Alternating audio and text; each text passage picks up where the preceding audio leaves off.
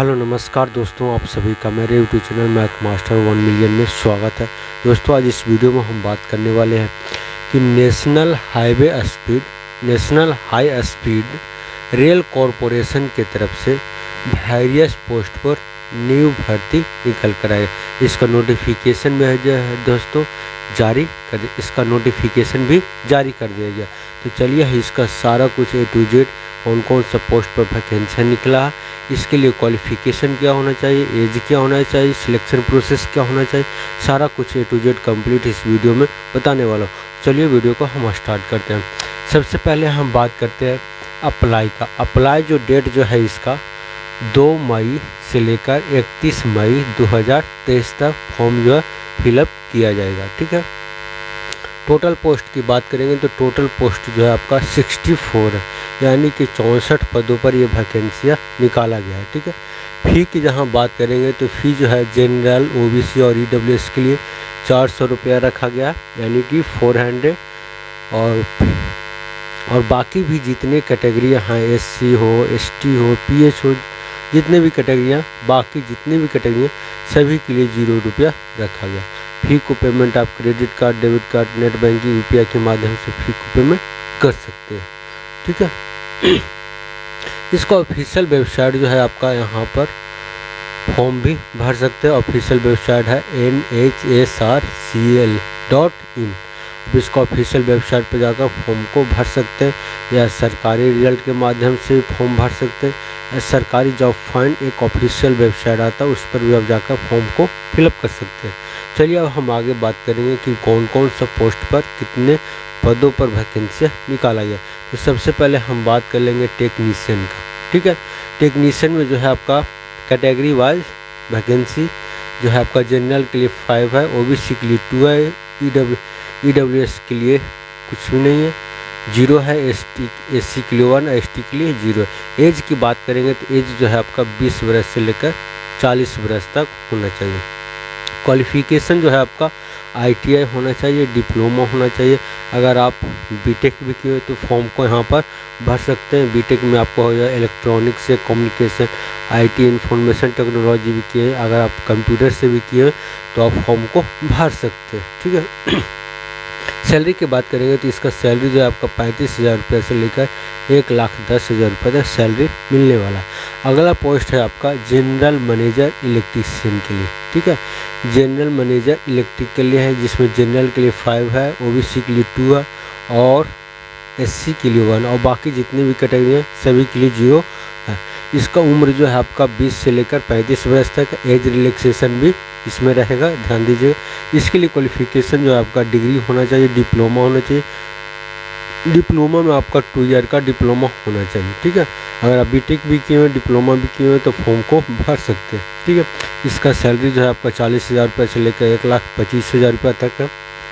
अगला पोस्ट जो है आपका जूनियर इंजीनियर। ठीक है, जूनियर इंजीनियर के लिए वैकेंसी निकला है, जिसमें जनरल के लिए 5, OBC के लिए 2 और SC के लिए 1 सीट है।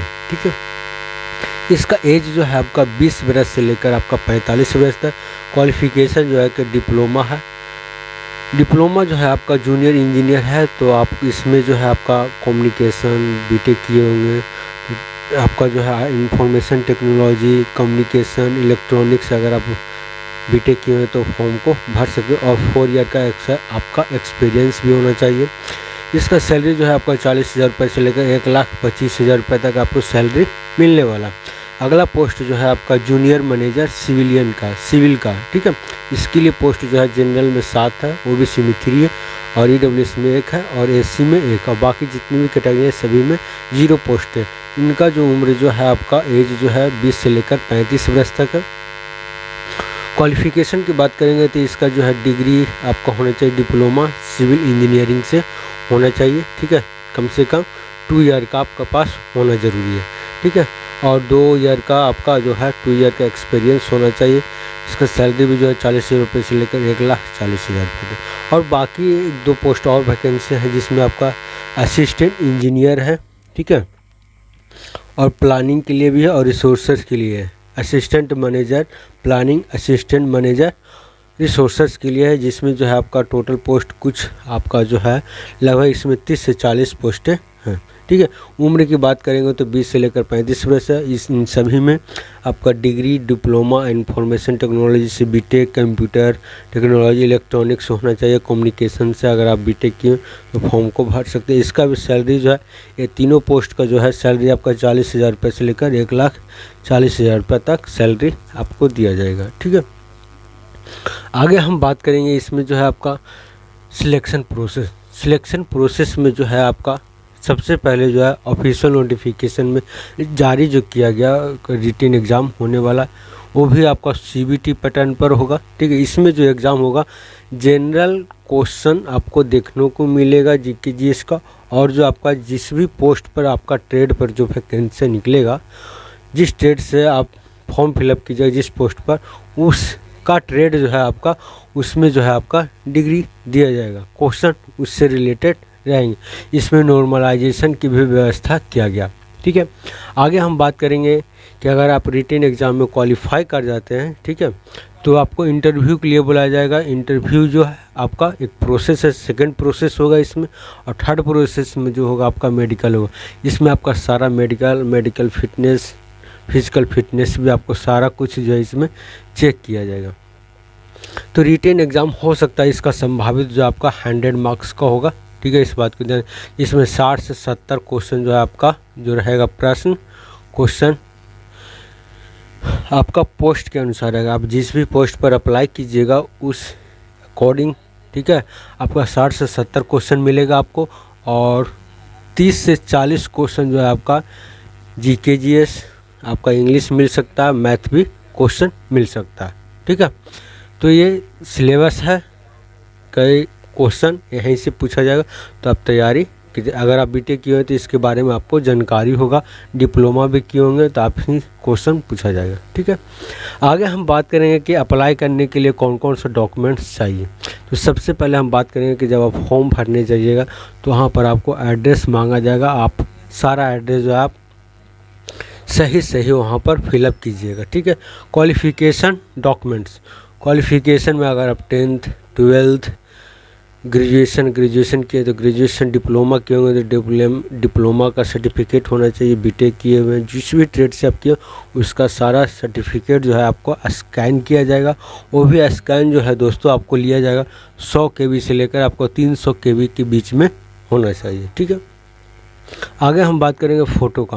फ़ोटो जो है आपका कलर होना चाहिए, वो भी फ़ोटो जो है आपका करंट होना चाहिए। इसका जो है 50 KB से लेकर 80 KB तक होना चाहिए। सिग्नेचर भी आपको लिया जाएगा, ठीक है। सिग्नेचर 50 KB से लेकर 80 KB तक होना चाहिए। और कास्ट सर्टिफिकेट जो आपका रहेगा आपका लेटेस्ट होना चाहिए, यानी कि आप अपडेटेड होना चाहिए, ठीक है, अपडेटेड होना चाहिए। तो दोस्तों ये जो है फॉर्म भरने का डॉक्यूमेंट्स है। इसमें अलावा और भी इसमें है कि आपका मोबाइल नंबर भी लिया जा सकता है, ठीक है।